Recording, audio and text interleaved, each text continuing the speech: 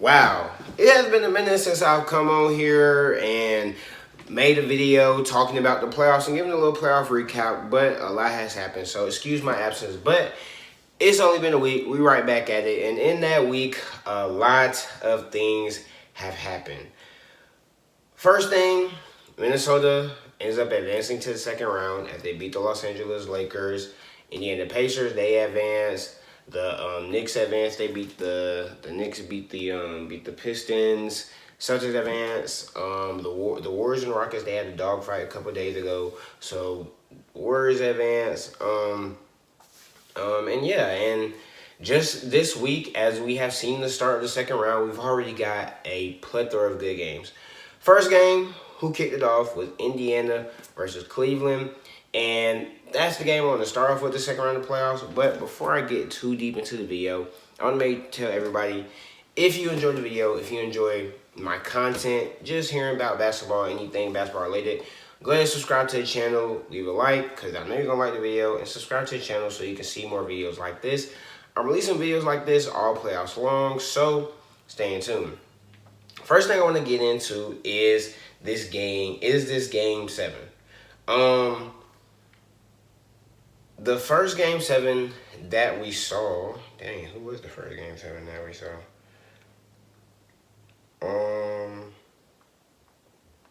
First game 7 that we saw. First game 7 that we saw was the Clippers versus the Nuggets. The Clippers versus Nuggets on Saturday night, and just a horrendous performance for the Clippers, in my opinion. However, I wasn't really surprised. The thing is, the Clippers, they literally just came.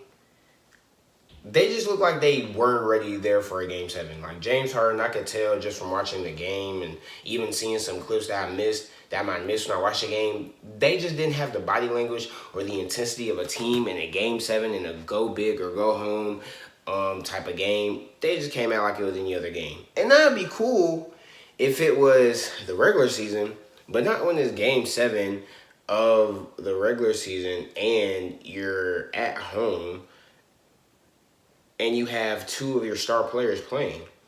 You can't come out there all lackadaisical, especially when you're facing a player who is in contention for the MVP in Nikola Jokic. And everybody else in that team was going great. They already got some momentum. You just can't play like that. But the Clippers come out and that's really my main takeaway. James Harden didn't really shoot. I think he shot like 8 shots. Didn't really play that well. He looked like he just was ready for the season to be over. Same thing with Kawhi. Same thing with everybody else. Another thing that handicapped the Clippers is the fact that we harped on how deep they are and how good they are as a team and their depth and like their role players. However, in the name of the game, one thing I've always looked at, the best players are the players who can do multiple things at one time. And the Clippers just have too many role players who are good in a role, but they're not really that multi-dimensional. They're not really that versatile and players that can attack defenses in multiple ways. Norman Powell, he can score, but outside of that, he's not really giving you much else. Derrick Jones Jr., Chris Dunn, they're great defenders, but on the offensive side of the ball, they're not really giving you too much. They can't really carry the ball in their hands. And we saw like at the start of the game where they had a lot of opportunities, got the ball in their hands a couple different times, and, they scored. However, that just wasn't really sustainable over the game, which speaks to why their star players should have played better, but that's really nothing to talk about. But a lot of these players that, that support the supporting cast, they are just too one-dimensional and aren't really very versatile in what they can do. And when you have a team like the Nuggets, where you have somebody like Nikola Jokic who struggled, but you have all these other players in Nuggets who can do multiple things. You have a Jamal Murray who can attack the basket but also create a little bit. You have a Russell Westbrook he's going to get on the boards. He's going to be very high energy. He's going to create plays. He's going to do all these different things. You have Aaron Gordon who has been playing phenomenally all postseason. He can play good defense. He's been really good offensively when it comes to attacking, cutting. He's even made some very key shots. When you have all of these players on a team that can do multiple things, and you have your star players gonna come up to play, and they have figured out, and the opposing team has figured out how to shut down your supporting cast, you're not gonna win. I wasn't expecting them to lose in that fashion because it was really a very sad end to what otherwise was a phenomenal series, but they lose. So that is what it is. Then you have the second game 7, which is none other than the Warriors versus the Rockets. And this was a game where you have some key takeaways. First takeaway from the Warriors perspective. You can kind of see the difference between the team that has been here before and the team that hasn't. The Rockets are a younger team, and this is like their first playoff appearance with this core, and they had never been in a position like this to compete at a high level. I mean, they were the 2 seed for goodness sake. They haven't been that high of a seed in forever, and it definitely showed in this game that the Warriors were a team where, even though everybody wasn't on these championship teams from years ago, but you have a Steph Curry, a Draymond Green, you have all these players with playoff experience who just executed better down the line. They didn't really look very rattled. They looked very composed. Even when Steph wasn't going, you have somebody like Buddy Hield. He goes out there. He's a bunch of key shots for you. You have Draymond Green, who he's shooting the ball. He's like, I have to shoot the ball. And just to put the ball up, and you can go from there. You have Jimmy Butler, who plays very well as well throughout the game. And this really just looks like the more experienced team won. And it showed. From the Rockets' perspective, just looked like they were younger. And they still have the things they need to work on. Now, the big thing that everybody's talking about is how bad of a series Jalen Green had outside of that game, too. And it's kind of unfortunate. It kind of speaks to what I was talking about with the Clippers and the role players, but kind of on a bigger scale with Jalen Green.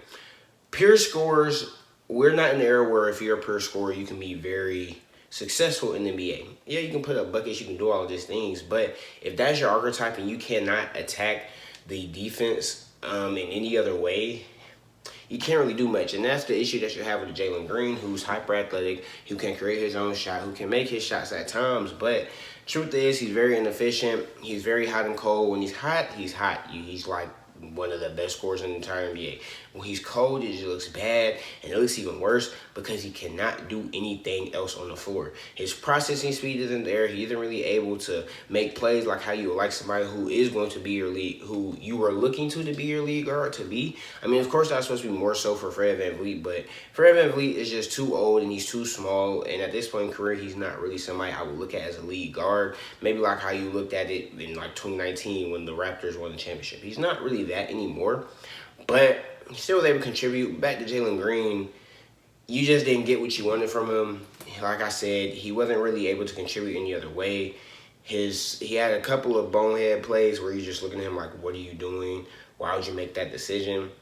And yeah, however, you come out this with the Rockets knowing Jalen Green, it might be more expendable. Okay, he might be more expendable than some of our other guys on the roster. Like, you find out that Alperen Sengun and Amin Thompson are your centerpieces, and although I wouldn't mind them shopping Alperen Sengun just a tad bit, just see what you can get from him. I was a big fan of Alperen Sengun coming into the draft, coming into the NBA, when he was coming into the NBA, and I've been a pretty big fan of him, even though he didn't really have.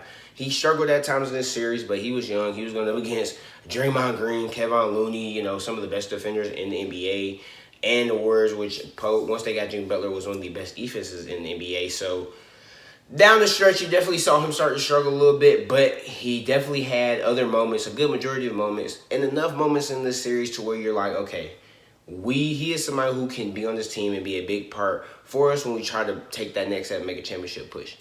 Same thing with Amin Thompson in the last game, Game 7, where they are down by a whole bunch of points, despite Steph Curry not going off. A big reason why Steph Curry wasn't going off was because Amin Thompson was playing so well defensively. He played Steph Curry defensively, basically made Steph Curry, surprisingly, almost non-existent, despite, you can definitely see the Rockets just kind of overplaying Steph a little bit, which is why you see players like Buddy Hield get his stuff off in that Game 7. But Amin Thompson played well defensively, and he was aggressive offensively. And I know a bunch of people are talking about if he gets the jump shot or whatever, but Amin just needs to add more strength to his bag, which I think he will do. His development has been pretty well, because you got to think, it's only year 2. So development from year 1 to year 2, where a lot of rookies would typically struggle, for him to take this type of leap to be a Defensive Player of the Year candidate at one point in the season and already being recognized as one of the best defenders in the entire NBA is huge. And he's somebody who the Rockets are for sure looking to build around, and could be pretty deadly if the Rockets, where they be drafting, where they be trading for, get somebody who can be a lead ball handler for that team that can attack the defense from the perimeter. But regardless, the Warriors win despite Steph Curry not having a great game until like the end and advance to the next round. If you're a Rockets fan, I wouldn't be too sad. You had a great season. You were the number 2 seed, and you just lost to a team that was more experienced than you, and you pushed them to a Game 7 after being out 3-1. That is nothing to be mad about. Boom. Now let's get into the games that we have already seen play out. As we know, on Sunday where that Game 7 was played, we also saw Game 1 of Indiana versus the Cleveland Cavaliers. A game where, in a series where a lot of people, even myself, I can't really give a preview because the series has already started, but a game where a lot of people were definitely expecting the Cavs to kind of come out and show people that they're the Cleveland Cavaliers, especially where, they just kind of have to establish their dominance. Throughout the season, Cleveland definitely, as great as they were and as dominant as they were, don't get me wrong, they were very dominant. They had a very good season.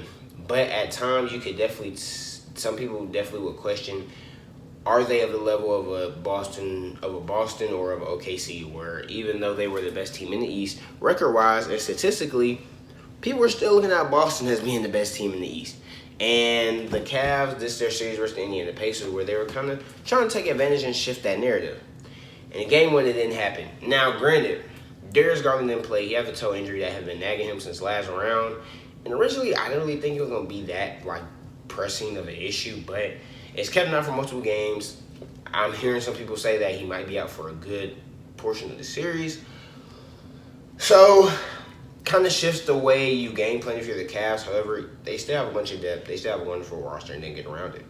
But in this Game 1, some things I noticed from the Cavs was down low, Evan Mobley, Defensive Player of the Year, Jarrett Allen, one of the best defenders in the NBA. I definitely was noticing Evan Mobley and Jarrett Allen struggling with the physicality of Indiana a little bit. Sometimes Evan Mobley might get knocked off his spot. Same thing with Jarrett Allen. Sometimes, let me check the rebounding numbers from this game, actually, to see, did they get out-rebounded? Okay, hold on.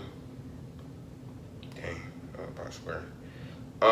Yeah, Indiana, well, no, they were tied for rebounds, but I definitely noticed a lot of times where Indiana was kind of just way more physical, and I saw Evan Mobley and Jarrett Allen struggle out offensively on the offensive end of the floor. On the offensive end of the floor, and then defensively, the Cavs are a very switch-heavy team, but the Pacers have so many different players who can attack these switches in a multitude of ways with the Pascal Siakam, with the Tyrese Halliburton, with the Andrew Nembhard, to where the Cavaliers, the way they run their defense, very switch-heavy, especially when you have presences on the interior like a Jarrett Allen and like a Evan Mobley.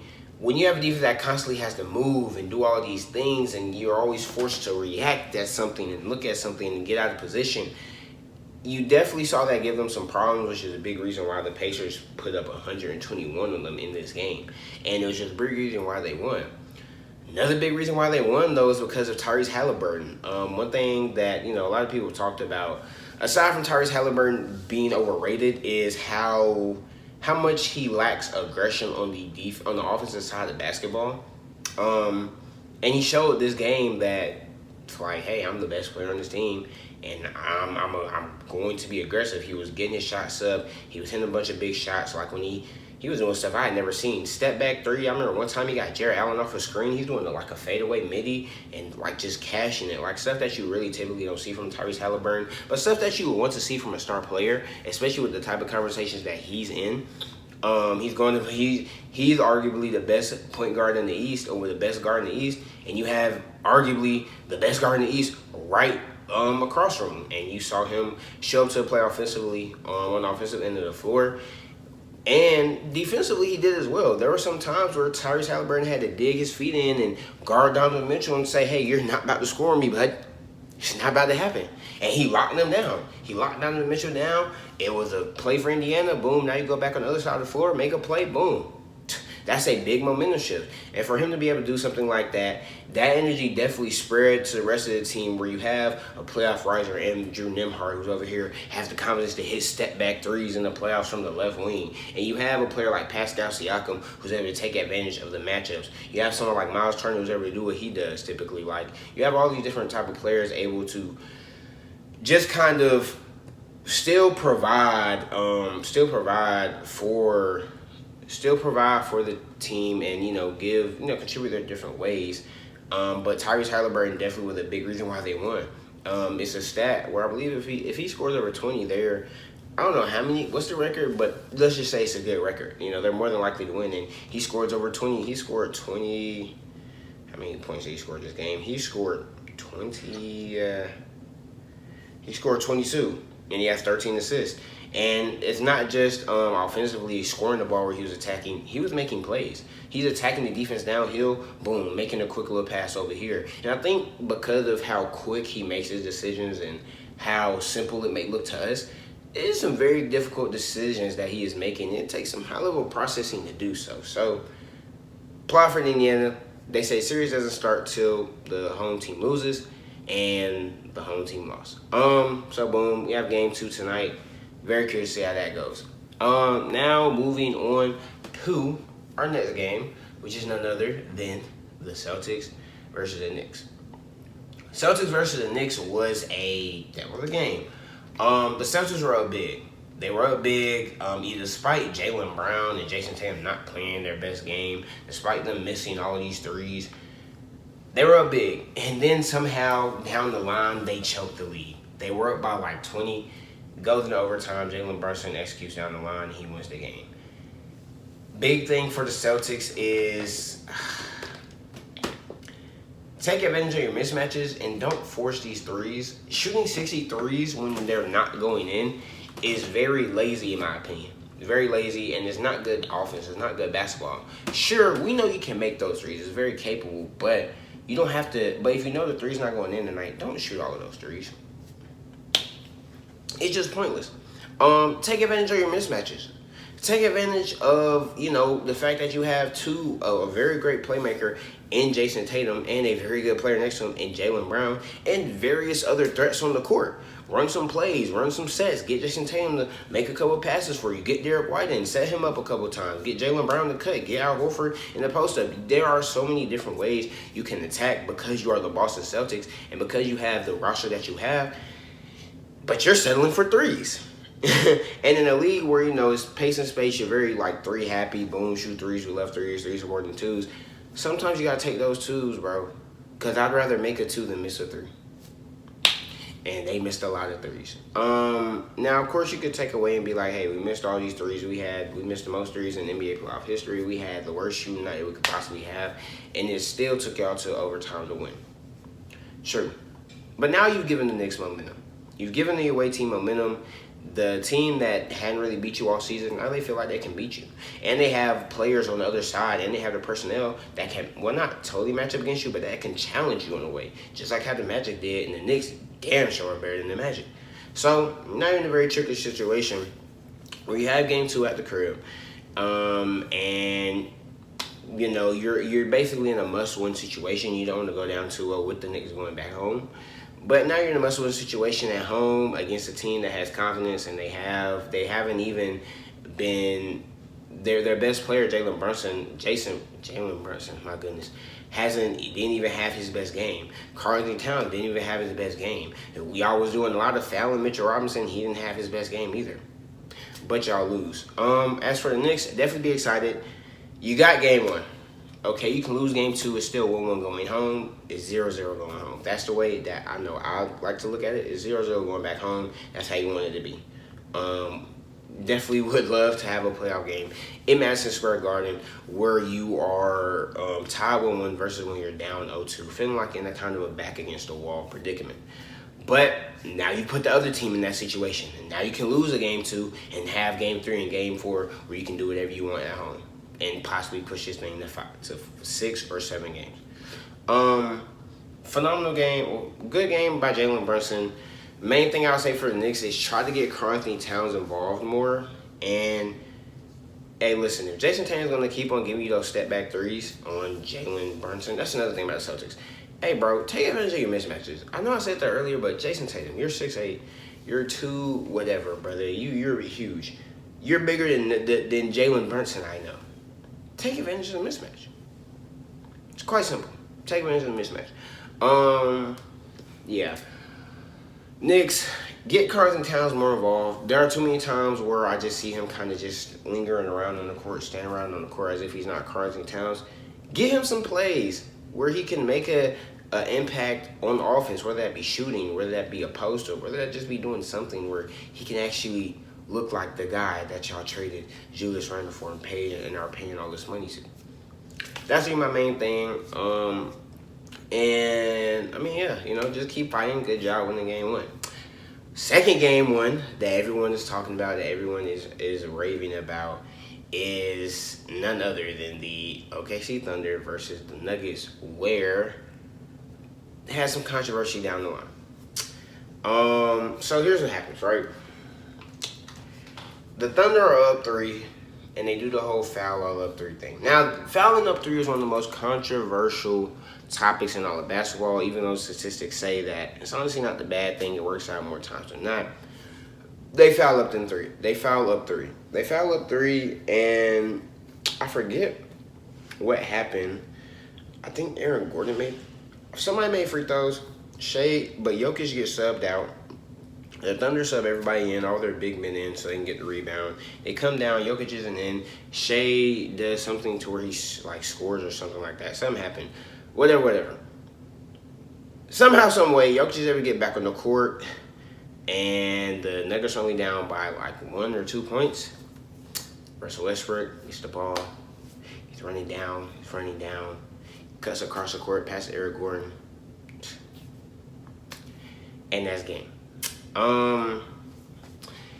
Big one for the Thunder. Big one for the Nuggets. Every away team won, and in the team where I think a lot of people looked at this as probably the most lopsided series out of all these second-round series, you were able to win and take a game and still show everybody that, hey, we're still the Nuggets. Our head coach might be gone.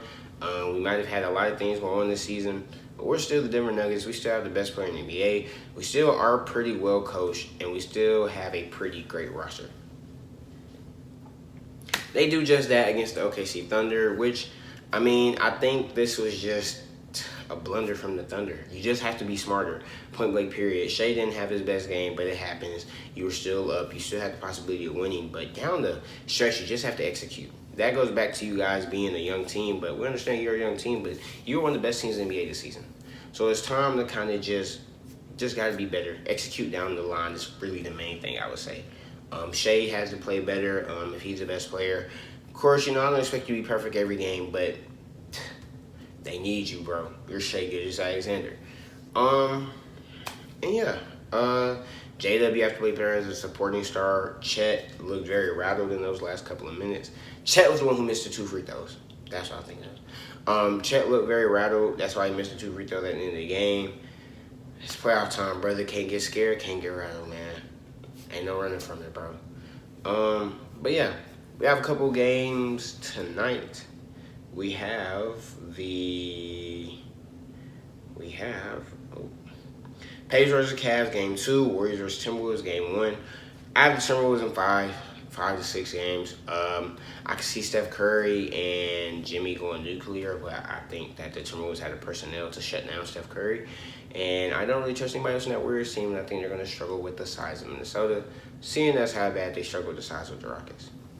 I think the Cavs take it tonight. I think they take back home court. I take back home court, but they don't put themselves in the back against the wall, particularly going against Indiana. I think they change the way their defense goes a little bit to where you're not shifting so much and putting your players in such compromising positions. And yeah, peace. If you enjoyed this video, make sure you leave a like on the video. Make sure you subscribe to the channel. But that's all I got. Till next time, peace.